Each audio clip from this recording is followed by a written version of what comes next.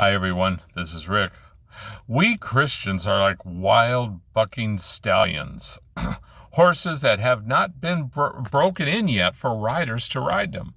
When we first come to Christ, we want to do all kinds of things for Him. We are eager. We are excited.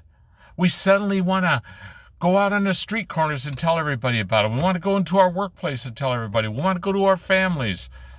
We want to heal the sick. We want to bless the poor, young. We want to do everything for God and shine His glory.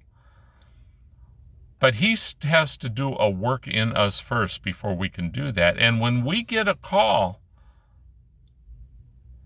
to fulfill a job that He wants us to do here in this life, we can then answer that call. If you feel in your life you have a desire to serve God in some way, do it.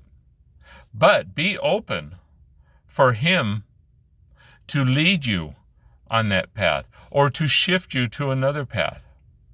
Paul, in one of his letters, I think it was, I can't remember what letter it was, but he was talking about wanting to go to visit them in Macedonia. I believe it was Macedonia, but Satan prevented him. Paul recognized that that was his desire, not God's desire. What God had done here is He had allowed Satan to block Paul's way because God wanted Paul to go to somewhere else.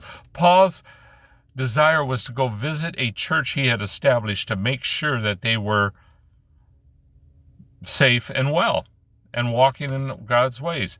God didn't want that. If He wanted Paul to do that, Satan would never have been able to block his way. God would have opened those doors. But instead, what God did, because Satan did not know God's plans for Paul, Satan only knew Paul's desires. God used that to send Paul where He needed him to go at that time, to allow him to go to Macedonia later. And that is how God sometimes works in our lives. So when we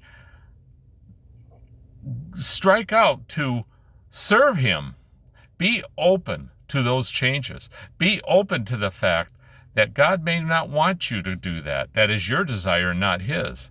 And as long as you follow the leading of the Holy Spirit, you will always do His desires.